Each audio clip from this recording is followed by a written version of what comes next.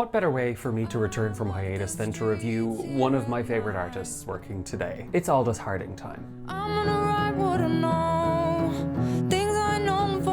I've been a devoted fan of Aldous Harding since 2019 when I first started getting into music and when she released her loose, linen-y third album, Designer. 7 years on and I've spent an awful lot of time with that album as well as the rest of her work and all of the personas that she has presented along with it. But since the 2022 release of her last album, Warm Chris, I have been wondering, where is she supposed to go from here? Don't get me wrong, I have no concerns about her cryptic, pointless lyrical style for which there are infinite permutations, but she spent a lot of Warm Chris scurrying down vocal rabbit holes, inhabiting characters that murmur, rasp, coolly dismiss lovers. So surely to God there's only so many more ways she can manipulate her voice to tell us a story. Wrong. Because on this new album, Train on the Island, Aldous affects a SoCal drawl, mumbles through her clenched teeth, and at some points, perhaps most notably, sounds like the person behind the music. And if you've listened to her music before, you'll understand that that's kind of unheard of and also maybe a bit seismic. I'm generally loath to speculate about themes reflecting real-life experiences, but those that Aldous explores here, like gendered violence, body image, loss of innocence,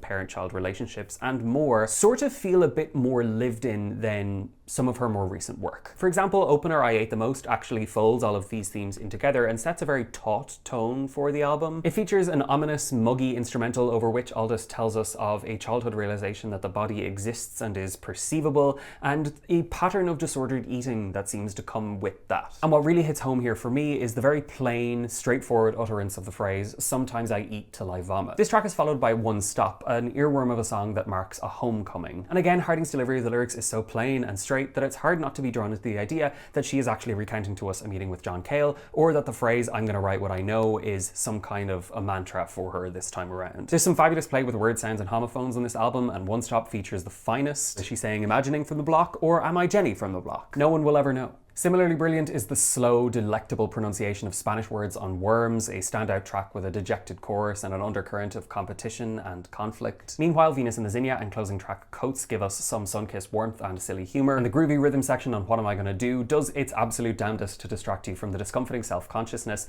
of Harding's lyrics on the track. I could go on all day about this album, about how the wheels fall off the title track entirely in the third verse, about the plaintiveness of riding that cymbal, about the pauses on If Lady Does It that make it seem like the song itself is trying to figure out where to go next, or about the one-stop reprise that emerges to break the tension on San Francisco like a full-blown geyser. But then this video would be too long and you would be watching me instead of listening to a fantastic new album by one of the most creative singer-songwriters working today.